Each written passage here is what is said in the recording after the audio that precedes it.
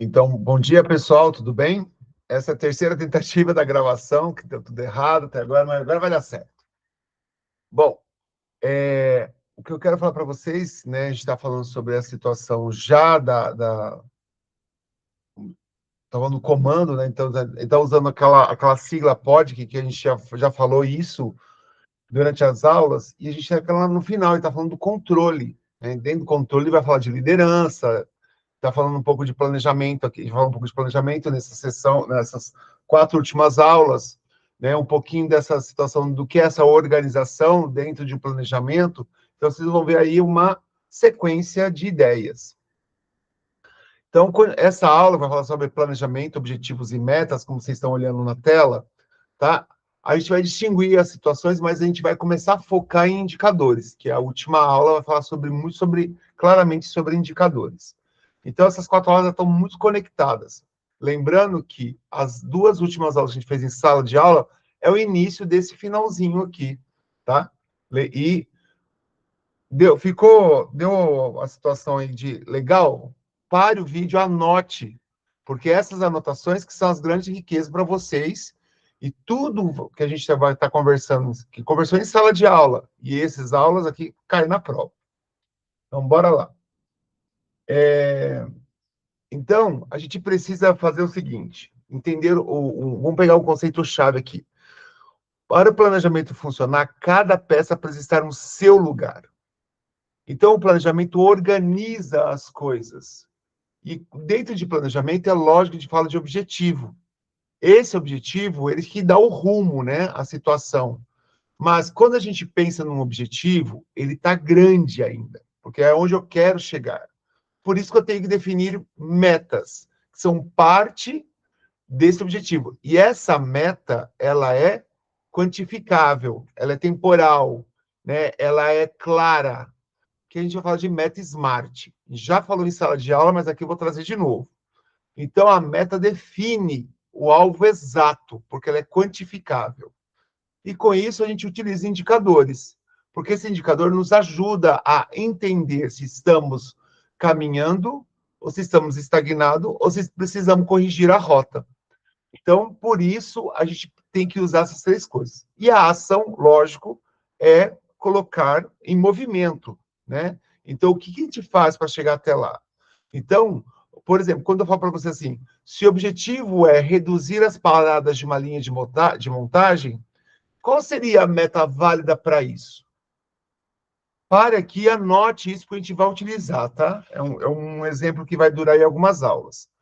Então, o objetivo é reduzir as paradas da linha de montagem. Esse é o objetivo. Você viu que está grande? Mas qual seria a meta ou metas, né? Vamos pegar uma meta aqui, vamos pôr uma pelo menos. Uma meta válida para isso. O que eu posso pegar desse objetivo grande, dividir uma parte e falar, ó, em tanto tempo isso vai acontecer. Tá? Então, anote aí, sem medo de ser feliz. Bom, anotou? Então, passando. Então, quando eu falei de meta SMART, que ela tem que ser específica, né? O M é de mensurável, o A é de atingível, o R de relevante, com relação ao objetivo, e o T de temporal. Então, se a gente pegar no exemplo citado na indústria, né? A gente vai ver aqui, ó, meta tem que ser SMART. Então, o foco é uma máquina, linha ou processo, claro. A gente está falando das paradas, não é? O mensurável, baseado nos dados numéricos saídos do SCADA, do RP, tem que sair os dados têm que ser corretos, têm que ser reais. O atingível tem que ser desafiador, mas tem que ser realista. E essa realidade tem a ver com a situação, com o cenário atual. E aí o relevante é alinhado com custos, gargalos da planta, né? Então tem que ser algo que transforme realmente ali a situação. E o T de temporal. Então tem que ter um prazo. Então, por exemplo, se eu pegar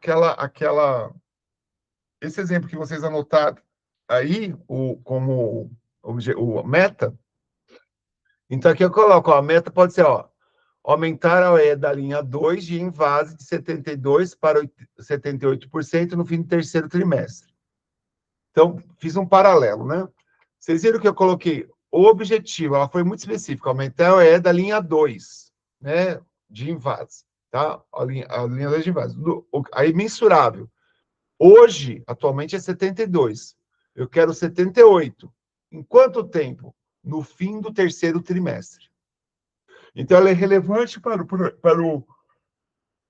ela é relevante para o negócio, ela é temporal e ela é atingível, tá? Então, a gente precisa entender que os dados para a medição, eles já existem no sistema. O segredo é escolher o indicador certo para saber como fazer a coisa acontecer.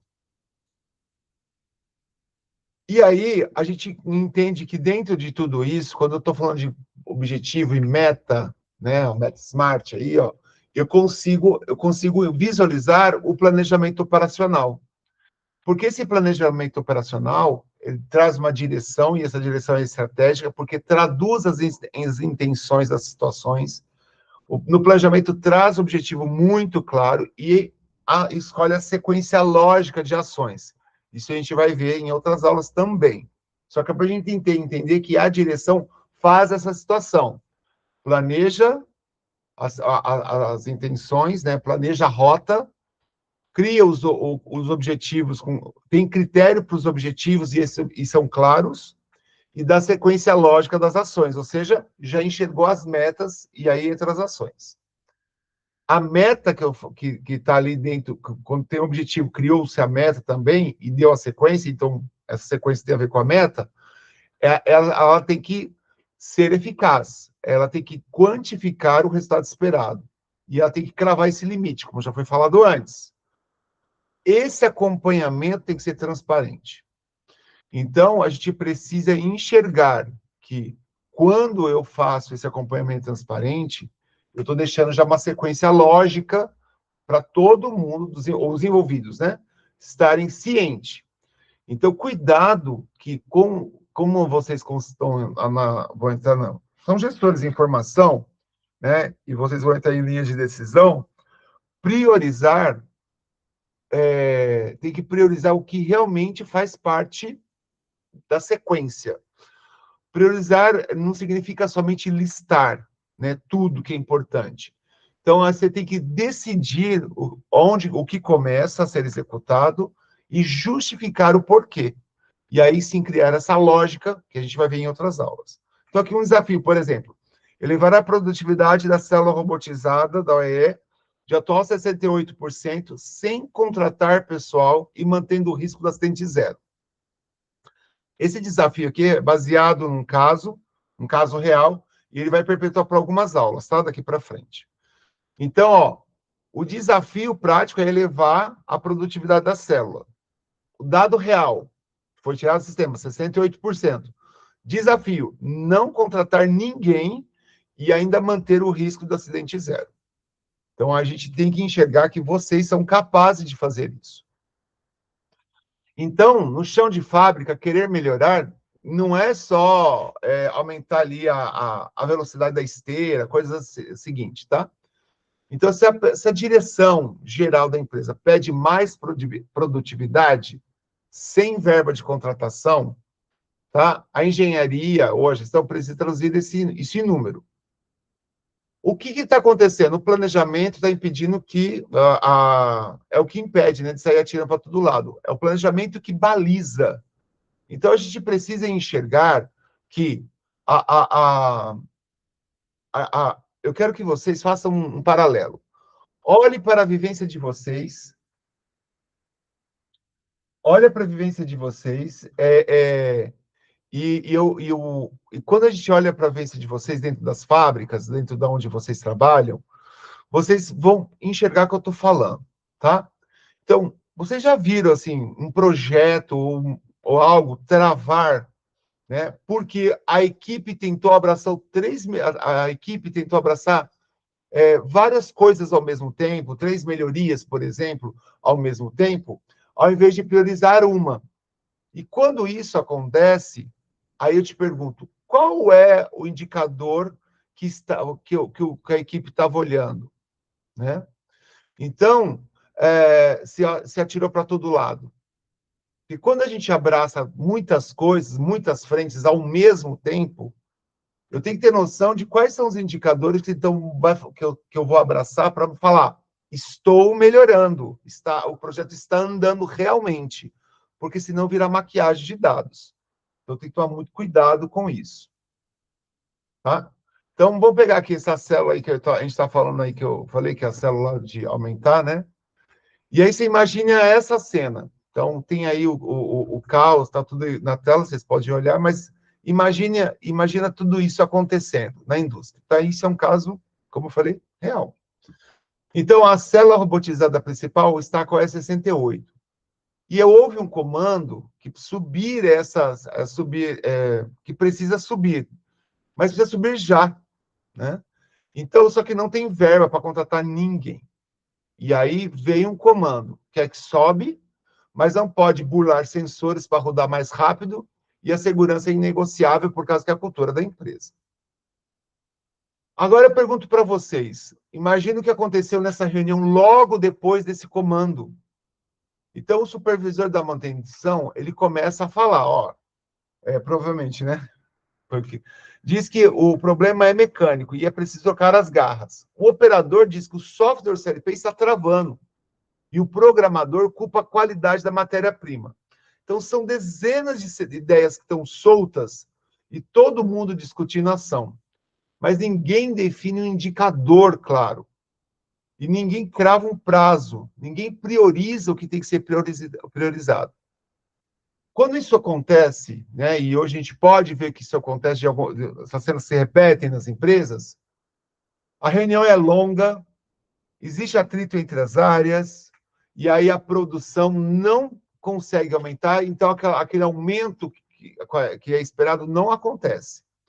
Então, o planejamento técnico entra nessa situação e ele serve para tirar essa operação do estado de caos e transformar essa situação difusa de melhoria, né? Essa ideia difusa de melhoria, em um compromisso. Esse compromisso, baseado no planejamento, ele é cirúrgico, tá? Então, a gente precisa enxergar que essa situação acontecendo. Agora, agora eu quero que vocês se coloquem no papel desse gestor, tá? Pare a aula daqui a pouco, quando eu pedir, pare a aula, se coloque no papel de gestor e faça as anotações que eu vou pedir. Então, se você é o gestor dessa situação, eu quero que vocês pensem em 4 consequências, desculpa, 4 não, consequências sobre 4 óticas, tá? As técnicas, que são as paradas da máquina, econômicas, que é o custo da ociosidade, e humanas, que é o estresse da equipe, né, dos envolvidos, e as organizacionais, que é a falta de alinhamento de manutenção e produção. Então, anotem aí o que vem à cabeça, as consequências dessas 4 óticas, tá? A gente vai repetir, agora a gente vai aprofundar. Eu preciso que vocês façam essas anotações, porque vocês vão retomar isso nas 2 aulas seguintes, já na sequência, vocês vão retomar essa situação, essa ótica. Então, se coloque, esteja nessa reunião, tá? Houve esse pedido aí que vocês estão vendo na tela. Qual é as consequências que vocês estão visualizando sobre a ótica da técnica, da econômica, da humana e da organização, tá? Então, pode ver que uma coisa que vai ficar claro, que eu quero, vocês vão fazer essas anotações, mas eu quero que vocês coloquem uma observação, porque os padrões que mais se repetem, né, numa situação dessa, é o isolamento das áreas, é a falta de integração das áreas por causa de uma falta de visão sistêmica, tá? E aí, com isso, vai muito pro achismo. Então, a gente precisa tirar as ideias, né, do pessoal do achismo e levar ela para um outro patamar. Bom, o que eu quero que fazem anotações, parem a aula, façam as anotações antes de seguir, porque a gente vai usar isso nas outras aulas, tá? Eu estou preparando vocês para a prova. Retomando o que vocês fizeram das suas anotações, a gente tem que ter aí um pensamento administrativo, como vocês estão vendo aí na tela. O conceito, a gente está aqui nesse caso, dessa aula, né, da aula 13 e 14, o conceito é a função gerencial. Aqui, desculpa. O conceito aqui da função do gerencial, que está aí no topo desse fluxograma, é o controle, tá? E o desdobramento das metas também, né? Então, nós aqui, como gestor, se colocando no lugar, eu vou ter o controle, desdobrar as metas, mas eu preciso fazer uma coisa: isolar as variáveis. E isso pode ser um ruído, e a gente vai ver isso lá daqui 2 aulas, tá? Então, olhem para a tela e enxerguem uma coisa. Quando eu estou lá dentro da indústria, aquela tela de informativo que cheio de LED, quando os problemas ficam tudo vermelho, tá? E é como se você tivesse esses recados tirando daquela tela. Então, é composto de 3 pilares, né? A disponibilidade, que no nosso caso estava em 80%, que é o gargalo principal. A performance, que está 90% aí na tela, e a qualidade, que está 94,4%. Então, multiplicando os 3, chegamos aos 68%. Tá? A conta é feita assim. E aí o que acontece? O grande gargalo está na disponibilidade. Pode ver que é de 80%. Mas o que a matemática diz isso para mim? Que aqui está o gargalo, que a velocidade do robô não está condizente, tá? Quer dizer, o que eu quero assim, esse gargalo está ali presente, não é que a velocidade do robô, né? Porque está a disponibilidade. E também não é a perda, tá? Defeituosa. Porque essa disponibilidade está ali marcando 80%, porque está mostrando paradas. Seja por quebra, por demora, por setup, por ajuste de ferramenta, mas está falando sobre paradas. Então, é essa situação que eu tenho que entender. Tá tudo, a performance está alta, a qualidade está alta, mas a disponibilidade está baixa. Se está baixa é porque está tendo parada. E qual é o motivo da parada? Aí a gente vai sair do achismo e ir para o diagnóstico, tá? Então, eu vou lá, eliminar falhas do setup, ajustar sensores, tá? Enxergar o que está acontecendo. É essa visão estratégica que nós temos que ter. Tá? Então, pode ver que o trade-off aí que está junto nessa situação é a produtividade, a segurança, a qualidade e custos, porque essas 4 coisas não andam sozinhas, tá? Mas mexer em um vai alterar qualquer um do outro. Então tem que tomar muito cuidado. Então eu fui ver, aí era o tempo de parada da máquina e fui resolver a parada da máquina. É assim que a gente age administrativamente, tá? Então aqui tem uma atividade prática, mas se vocês quiserem fazer, vai ser bem interessante e dá para a gente depois discutir em sala de aula, tá? O que a gente precisa enxergar é que uma coisa que quando essa oficina aqui seria um debate em sala de aula, vocês estão fazendo, tá? Mas uma coisa que eu quero mostrar para vocês é o seguinte: existe uma matriz de priorização de impacto versus esforços, tá? E aí, olhem para a tela, né, que vocês estão vendo aí, e vocês estão vendo essa matriz, ela é a maior aliada de um gestor, tá? Então, de um gestor industrial, nesse caso, que a gente está falando aqui, tá? Por causa dos exemplos que a gente está utilizando. Mas ela é de um gestor em geral. A equipe, quando vocês fazem um brainstorm, eles jogam na mesa várias ideias, tá? O brainstorm. E esses brainstorm tem que ser analisado em quadrantes. Essa matriz aqui ela é muito baseada na matriz de gestão que eu uso para gestão de tempo, que é a matriz de Eisenhower, tá?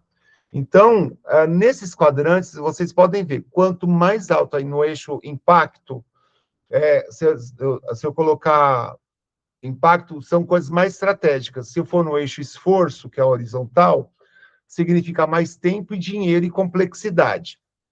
Então, muitas equipes cometem o erro clássico de focar em projetos em alto esforço e baixo impacto. Esses alto esforço e baixo impacto é o ralo, é o sumidouro de energia, tá? é o pintar a célula, né, robotizada, achando que está resolvendo a situação, está ficando bonito. Está maquiando, é desperdício de tempo e principalmente de dinheiro. Então, se a gente pegar o exemplo, que o segredo é subir ao de 68% sem verba, né, ele está no quadrante de ganhos rápidos. Tá? Então, nesse quadrante, tem que estar, porque ele vai exigir alto esforço e alto impacto. Nesse caso, eu tô exigindo a capacidade criativa e de inovação de pensamento dos envolvidos. Tá? Então, a gente precisa enxergar essa situação. Né? A, a... Peraí.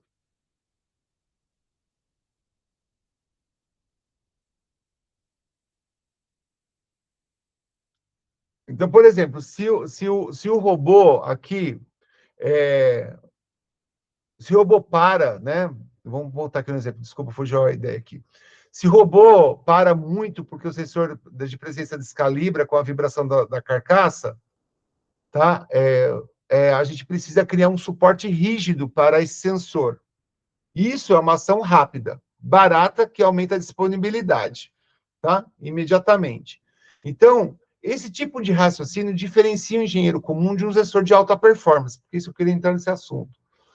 Quando eu tenho um projeto estratégico, o meu custo é baixo, o meu impacto é alto.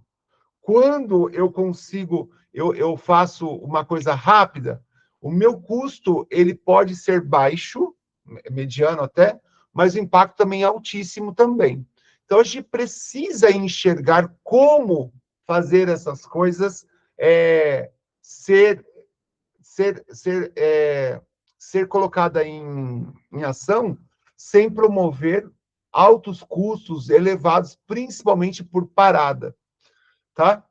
Então, no nosso planejamento, para ele ser impecável, a gente precisa entender a diferença entre dois tipos de métrica.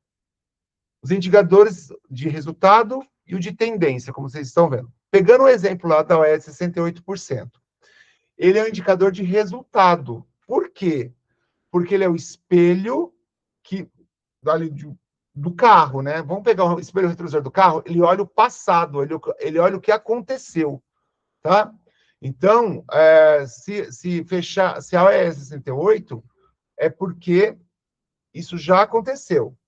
Mas para eu garantir a melhoria, né, que a meta seja batida, como um bom planejador, eu tenho que olhar os indicadores de tendência. Eles medem o comportamento, eles geram resultado. Então, vamos pegar esse exemplo prático que a gente está falando aqui. Então, se a gente mapear o tempo do setup, né, é longo, o tempo, se mapear desculpa, perdi. Se mapearmos que o tempo de setup longo prejudica a disponibilidade, porque a gente está falando dessas paradas, né? Se mapear esse tempo de setup longo está prejudicando a disponibilidade, o nosso indicador será o percentual de setups realizados dentro do procedimento padrão da semana. Esse indicador mostra algo interessante para mim. Se a equipe está cumprindo o procedimento do todo dia. Então, a AES sobe naturalmente no fim do mês. Monitorar a tendência permite eu corrigir a meta antes que termine o prazo no vermelho. Então, tome cuidado com isso. Quem fica em indicador de resultado fica meio maquiando as situações, vai mexer com coisa muito... A gente vai falar isso, indicadores de vaidade, tá? Eles medem o passado. E aí tem gente que fica preso nessas ideias do passado e esquece de como enxergar a melhoria contínua aí, tá? Então, qualquer dúvida, volte na aula, faça as anotações e leve para a nossa aula presencial para tirar as dúvidas. Um abração e um beijo aí no coração de todos e sucesso na caminhada.